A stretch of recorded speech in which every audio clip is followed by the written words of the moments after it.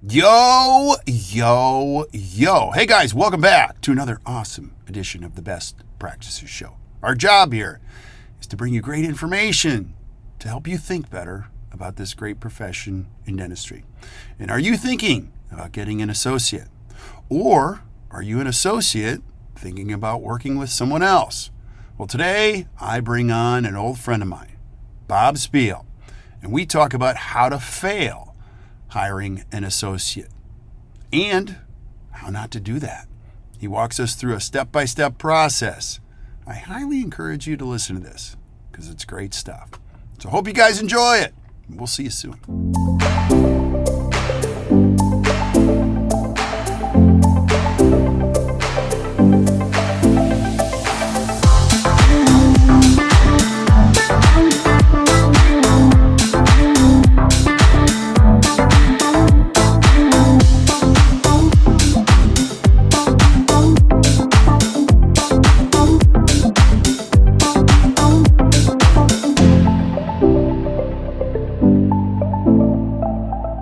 Hey guys, welcome back to the Best Practices Show podcast. Have you ever thought about hiring an associate? You're like, well, I've already done that. Or you failed hiring an associate. Or if you're wondering, how the heck do I even start this process? Well, today you're in for a treat. I got a good friend of mine, Bob Spiel, coming back, and he's going to give us some insight on how to fail or not fail hiring an associate and what to do about it. Bob, thanks for being here, brother. Appreciate you. Kirk, great to be with you. Thank you. Awesome to be here with my doppelganger. That's true. You and I have been mistaken for each other because we both have cool haircut, right? We've got the best haircut around, man. Yes, indeed. Yeah, I have been mistaken for you. You're way smarter than me. You're way smarter. You're better looking. I don't know how I could get mistaken for you. It's the same here. You've got a lot more. Your energy just lights up a city, and I wish that I had that natural gift. I don't, but we should go on a road show sometime. We could call ourselves, I don't know. There are lots of things that we could call ourselves, but I think the shining lights or, dude, I think you're onto something. Whatever. Someone else may call us the bumheads, but it's on. Anyway, it's the best haircut around. In COVID, it was fabulous. It was fabulous, and so now, yes. We've just brought it back to in style. So there's exactly. A lot of possibilities. I know. It's awesome. Yeah. So you guys are in for a treat because I've known Bob for a long time, and he's an awesome human being.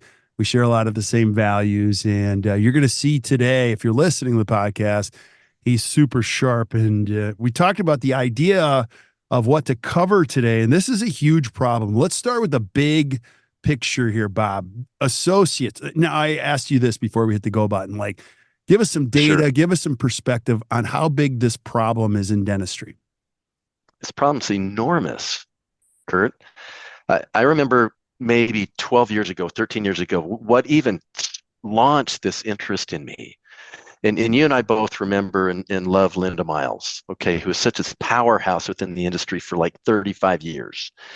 And we became good friends, just as I know you did. And, Linda's just this idea factory. And one time we were having a phone call, and she just kind of dropped this statistic saying, Bob, 75% of the time, associateships fail in dentistry. And I've done a lot of hiring in my career. Dentistry is kind of like my pinnacle of my career because I've been in 3 other industries and have had 500, 400 people working for me at a time back in the 90s. And I thought, you got to be kidding me. 75% of the time? No way. And I just picked up my jaw and I said, Linda, why? How? And she said, nobody knows. It's just what happens. And what's ironic is that there are actually studies that we've been able to find out that verify this number. And you talk to some deans of dental schools and they say, we tell our people it's 90%. Mm-hmm. And so when I first heard that number, I thought, that's insane for one thing.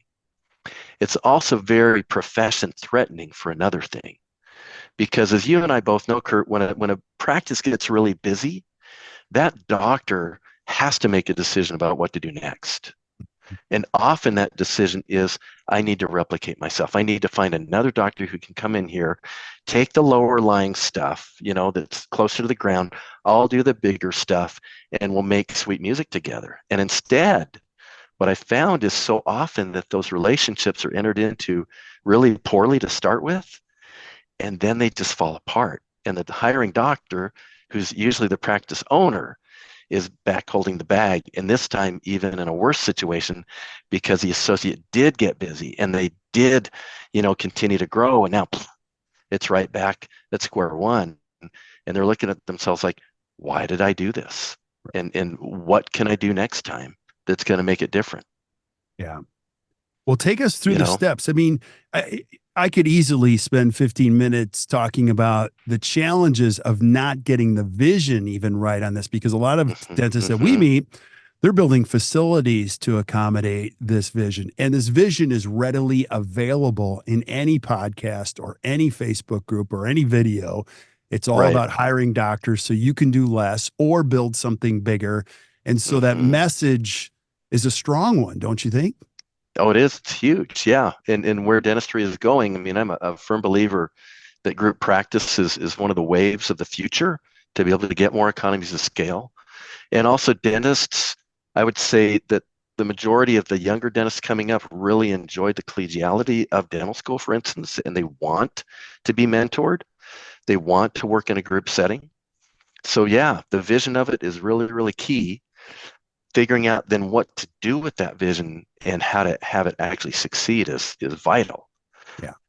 So going off of our thought today, first, how do you blow it in this? How do you actually make these mistakes?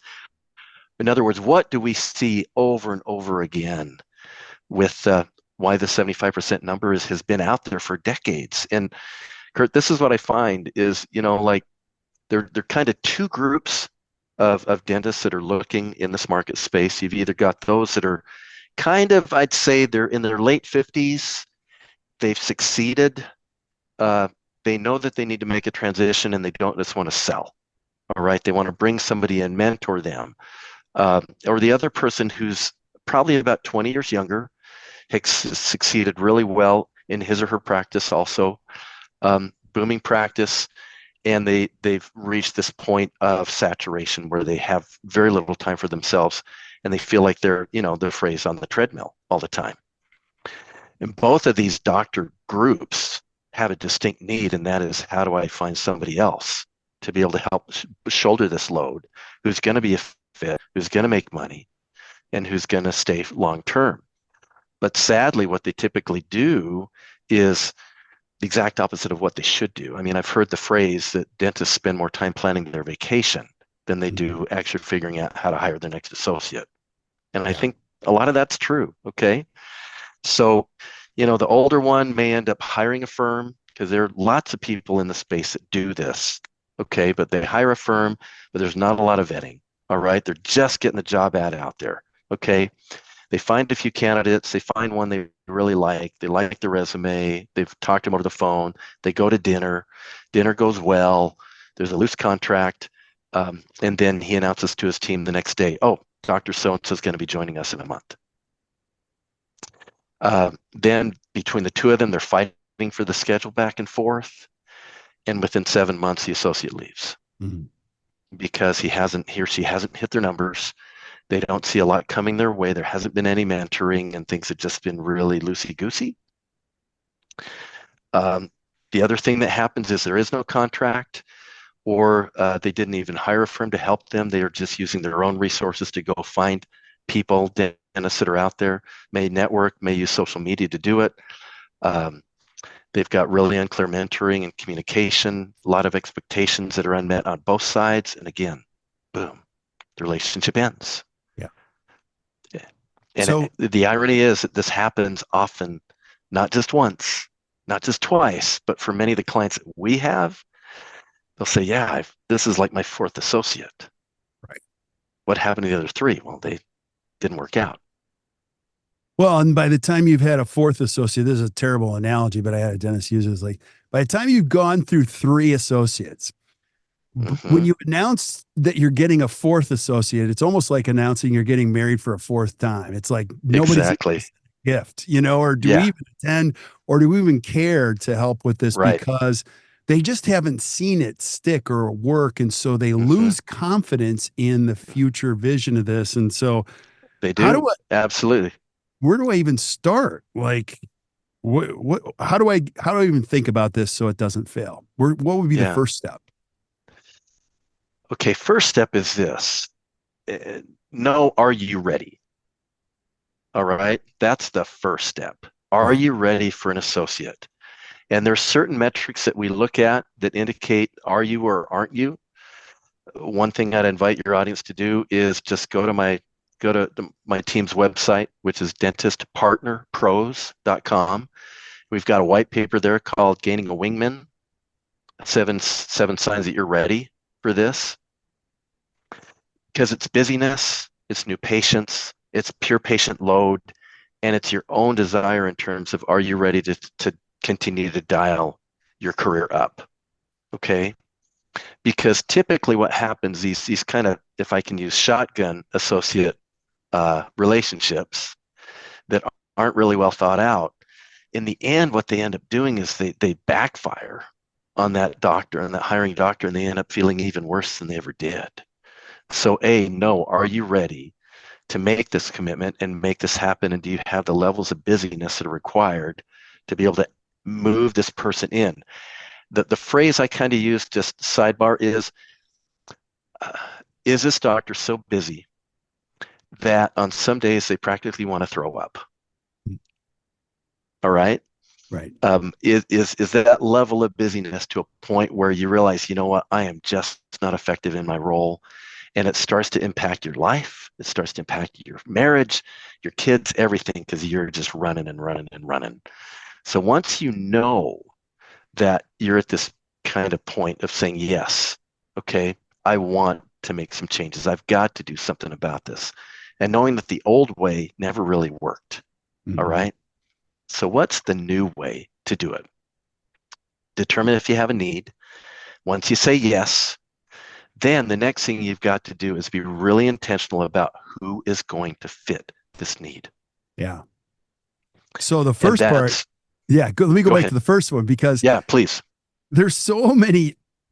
Gosh, that's a whole podcast in itself. Are you It ready? is. You know, Yeah, and yeah. let's not even go down the PPO road. I mean, if you're writing off 40% right now, I mean, Hmm. and what's dangerous about PPOs and scaling model is a lot of dentists don't even know how much they're writing off or how many that they're participating. So I think you do need to know, you got to have some data. You also You have to got it. have some self Absolutely. awareness. Let me ask Hmm. you one question about are you ready? And this is one of my favorite is that, and if you listen to the podcast, you've heard me mention this before. A lot of times, the better you get, the harder you are to work with because you're picky. You like the Yeah, way things true. look. Hmm. There Hmm. are some dentists I know that should never have anyone ever work with them because they just don't like anyone touching their stuff. Now, that isn't everybody, but there are a few I'm like, you don't even like other Sure. dentists. Like, you don't even like some of the best dentists in the world. Like, how could you even say you'd like to work with them? Oh, I Hmm. love to mentor somebody else. I'm like, no, you don't like people, like, or other. Right, right, And right. I'm not saying that as a whole, but like I think sometimes there's a big part of self-awareness and there's a big part Hmm. of data, and you got to put them together and you can't be emotional about them. You got to have somebody like you saying, hey, listen, here's who you are. Right. Is that a piece of the puzzle? Absolutely. Yes. And there are times that we will turn around and tell somebody after we do this initial analysis for them and say, we don't think this is a fit. There are other solutions that you've got to look at. You've got the combination of, are you personally the type that will work well with somebody else in your sandbox? Do you have the space in your practice to be able to bring them on board?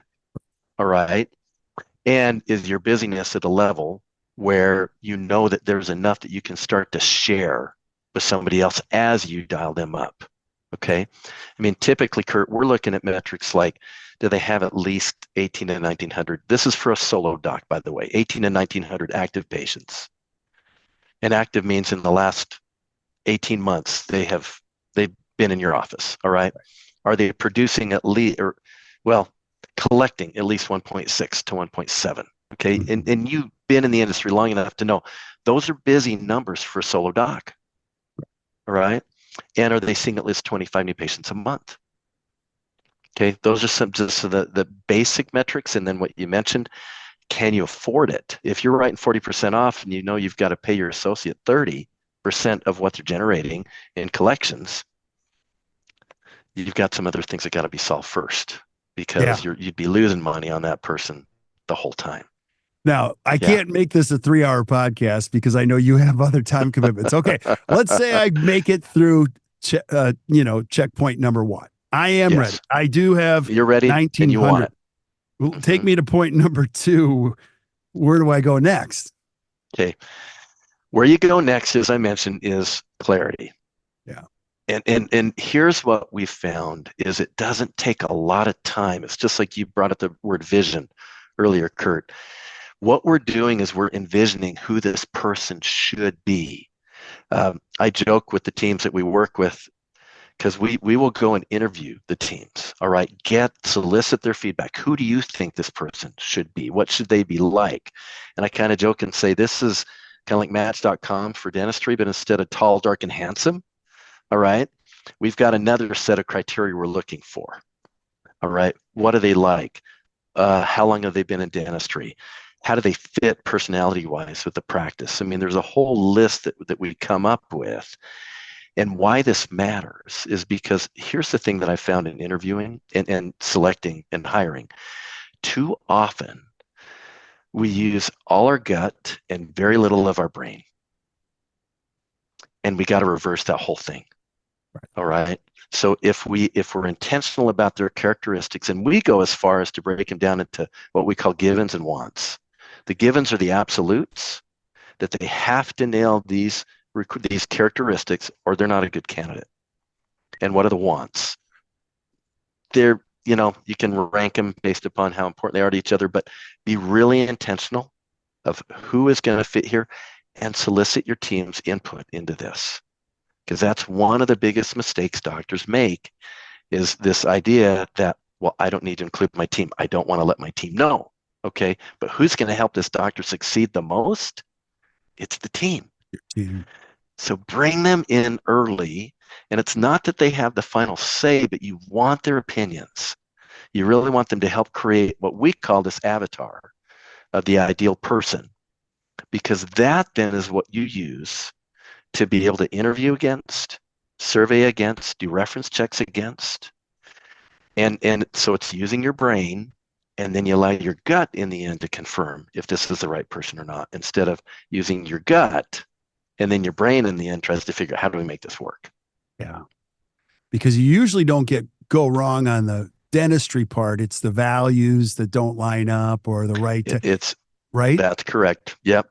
Sometimes the dentistry, it depends on how long they've been out, what school they've been to, but often that is not the biggest issue. It's values. It's how you handle money. It is how you communicate, and it's interpersonal style. Yeah. All right.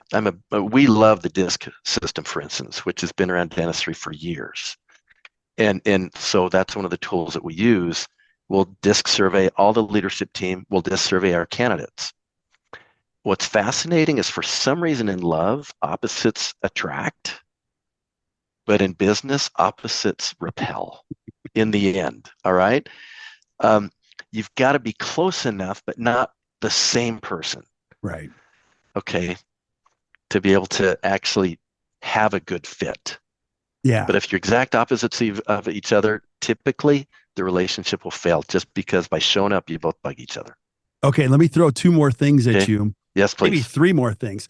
The pool isn't huge. Well, talk about the size of the pool, because the pool, from my understanding and what I hear, is like, it isn't huge. Like, you don't put it out there and then you get 30 people that you're going to meet with and you get to choose one of 30. The second piece is, you as a dentist, whether you fit the late, 50s person or the person who's 20 years younger, you got to have a good idea of how you want to go ahead with this, because I'm using a cliche here. So if you're listening, don't get mad.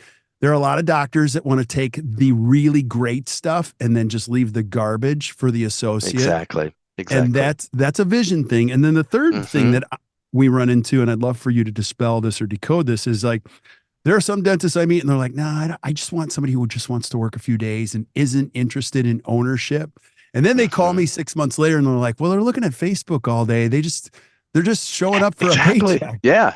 And then the Right. other side of it, I'm making this really complex for you, is like, yeah, That's okay.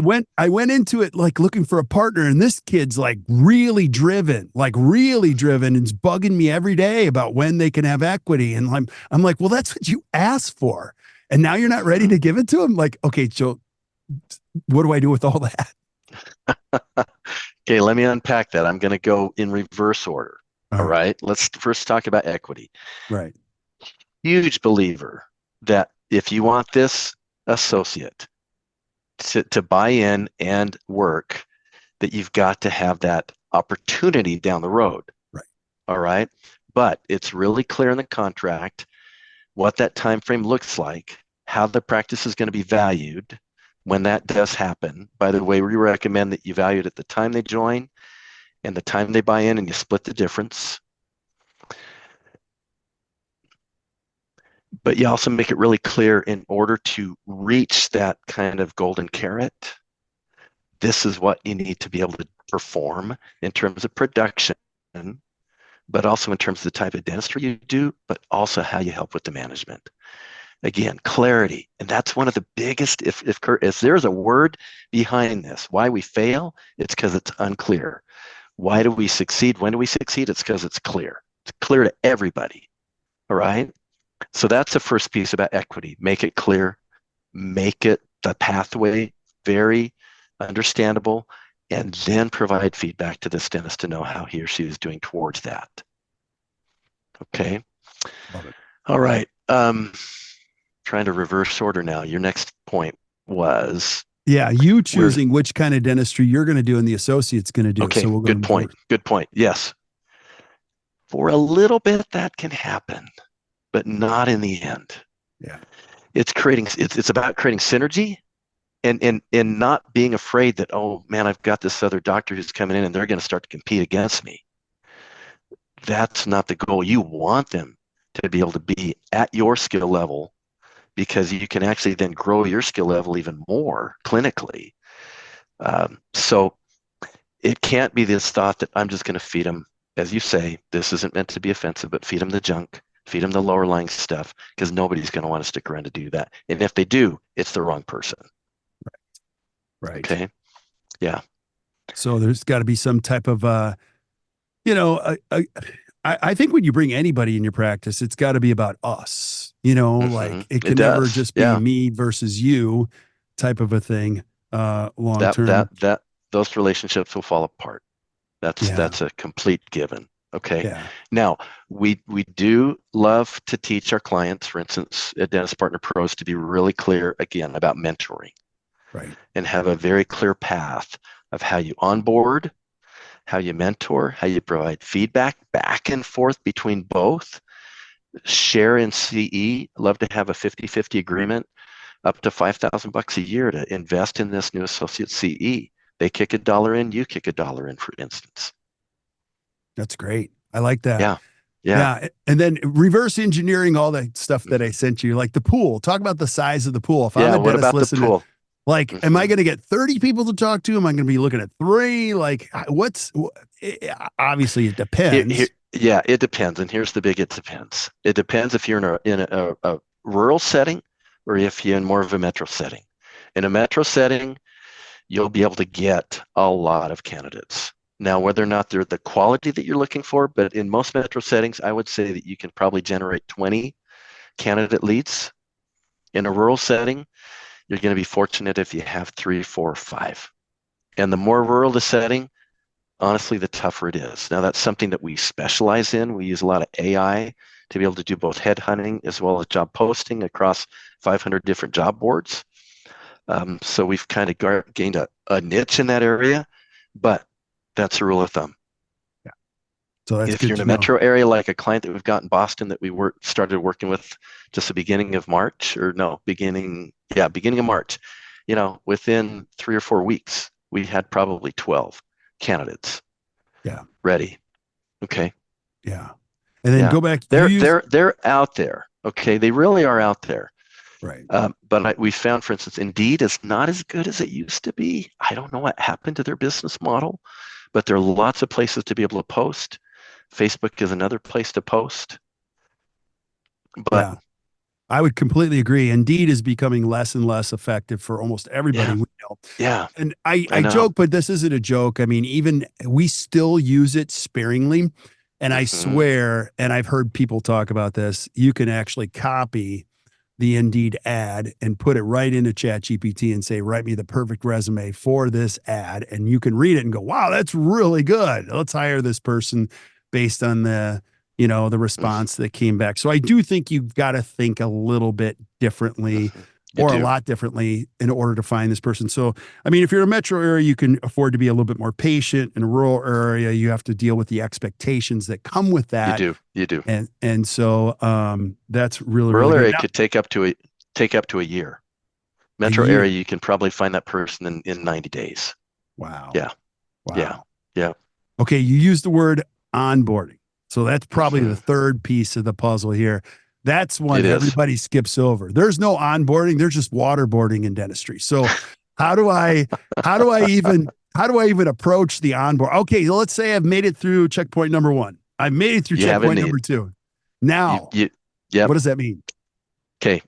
Onboarding means number one, and it actually starts before they're even there inside the practice, and that is that you arrive at a contract that is a win-win between both of you. Once again, clarity. All right. Make sure this contract is well written.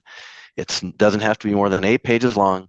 It's got everything you need, but it's clear, and it works for both parties.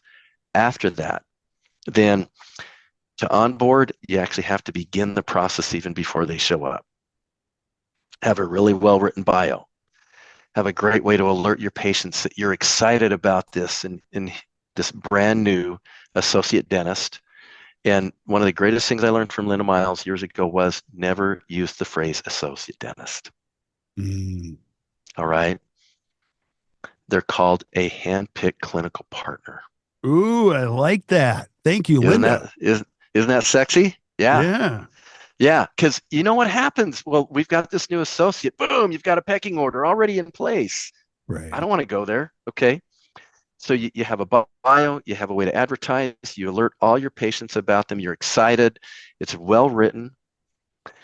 And then the day that they arrive, you've got a clear plan of how you're going to have them shadow. All right. Some clients of mine have actually had them assist the senior doctor for a month, which I thought was fascinating.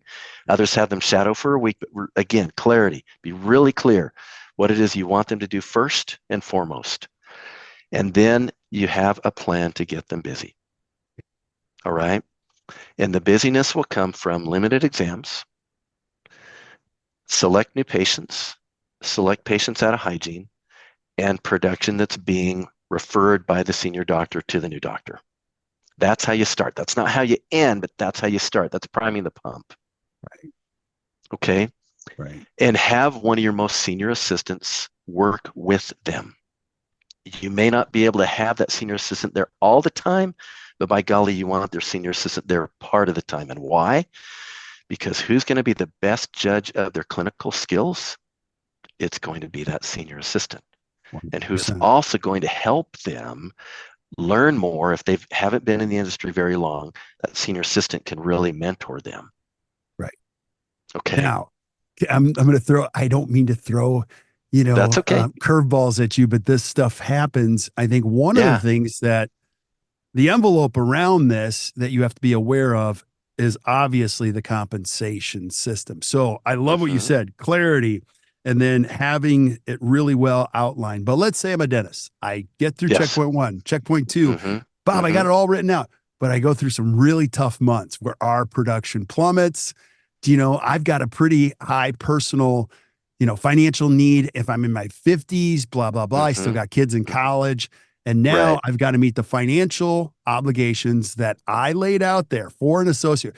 So I guess what I'm trying to say is get my brain around what's the onboarding, mentality I should have as the owner dentist. I don't even know if I should use that term around compensation. I mean, is it an 18-month runway before we start to get into we're good? I mean, should I be prepared for some ups and downs? Help me prepare, think better about that. Sure. Well, okay, first thing is that in the contract, there should be a time where there's a minimum guarantee. That allows the associate dentist to be able to relax and breathe while things are dialing up. For the owner dentist, that also lets them set a budget number that they know that they've got to be able to hit. Then the next thing is, after that, we usually recommend, and I'll make a comment about this in a minute, we recommend that minimum last 3-6 months, in some markets 12. But honestly, if you've hired, Kurt, the right person, within about 2 or 3 months, they've already stepped outside of the minimum guarantee, and they're outperforming that. And the normal amount that you find in private practice today is about 30% of either adjusted production or collections. Now, what's fascinating is to see that the DSOs are actually paying close to 25%. Wow. Yeah, there's a big delta between the two. Yep. And then thinking about this whole equity side of things, we also love to recommend that after about a 12-month period of time, that if this is geared towards having this new doctor buy in, you've got another 5% quote unquote escrow agreement or escrow account where they have added collections that are going into that pool, which will go towards their buy-in. Yeah, that's great. Yeah. Yeah. Now, if the new doctor leaves, that goes right back to the senior doctor. Yeah. If the new doctor stays, it still goes to the senior doctor, but this time as cash. Yeah. And it just helps create this. It's a mental hook for one thing, and an emotional hook, but it also helps kind of establish balance between the two of them in terms of where they're going and why. Yeah. Love that. Okay. Love that. Yeah. Now, I wish I had another onboarding, hour. I do too. I know. Yeah. Onboarding. If I can just add this last piece in here, okay, and that is that you can have a great bio, you can alert all your patients about it, you can get your front desk to get them busy, and by the way, you use the schedule to get them busy. You don't force patients to see Dr. New. You say, Dr. Wonderful, his next opening is in 6 weeks, but his new clinical partner has an opening next week. Which would you like? Love. And if the front desk believes in this doctor, they can do that authentically, right? Right. Okay. But in addition to that, we found it's also really important to have a time for feedback. So to not just informal, because there's going to be these often discussions day long, all day long about this patient, that patient. Actually have a time to sit down and talk about how are things going? What's working well for you? What's working well for me? What's not working well for you? What's not working well for me? And that gets scary, Kurt. Yeah. All right. Most dentists do not like to have those type of conversations.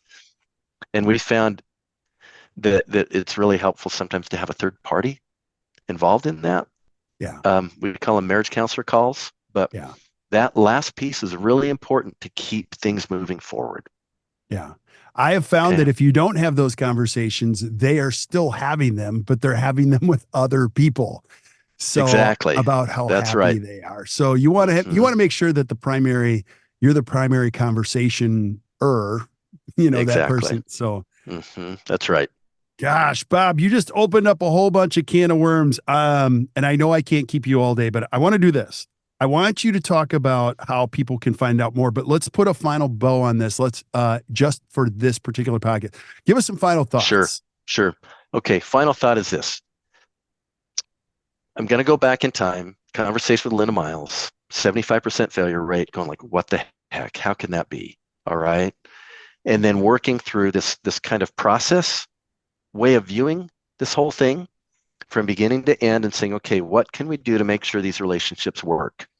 And here's the thing, Kurt, that I've found that using this process successfully has an 85 to 90% success rate. So you can flip this, all right? But it has to be done with a tremendous amount of clarity. And often when you're busy, that clarity is tough to find. What we found is it actually takes about, if you're going to do this right, about 100 hours of time to pull it off. by the time you've interviewed, looked at resumes, come up with a list and all those different things. And so my company and my team, dentistpartnerpros.com, we have a white glove service where we do it all from beginning to end for busy dentists who realize, you know what, if I get this person and I nail this relationship, this is going to be one of the best investments that I've ever made in my practice. And in the end, it is, because we've seen these associates just take off and soar. And the coolest thing is for that owner dentist, it allows them to lower their shoulders, have less burden on themselves. They finally fall back in love with their profession, and they continue to see the practice grow. And that's our biggest reward, you know. And I know why you're in dentistry is because you love to see dentists' light bulbs go off and have them find new and different ways of doing things to actually decrease their stress and love their life. And that's our reward too, is we really love to be able to see that happen time in and time out. So how do they get in touch with us? Best way to be to go to our website. We've got a contact us link right there, or download our Gaining a Wingman report, and that will also ask for your information. Or they can simply do this, just email me. All right.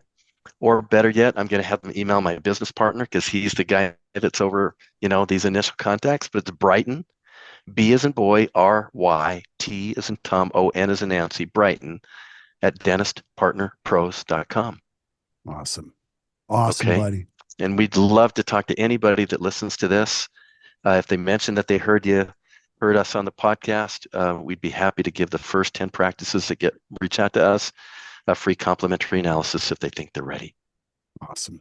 All right.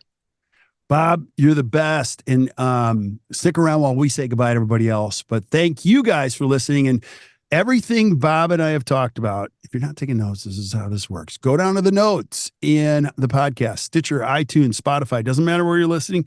Flip up to the notes. You're going to see links to everything that Bob mentioned. You're also going to see all of the items that we talked about, and you can review afterwards if you happen to be driving or cleaning the garage or whatever while you're listening to this podcast. So just flip up to the notes, click on those, follow that right to where Bob's at, and he will take you through the rest of the process. Well, thanks for being on, brother. I really appreciate you. Hey, thank you. This was awesome. Awesome. And thank you guys for listening. If you enjoyed today, just do us a favor. Hit the share button, share this with your friends. Keep sending us suggestions for things you guys want to see. You're going to see I'm lining them up. We've got an incredible lineup for the next couple months. So until we see you guys next time, or you hear from us next time, keep watching, keep listening to the Best Practices Show. You guys enjoy your day.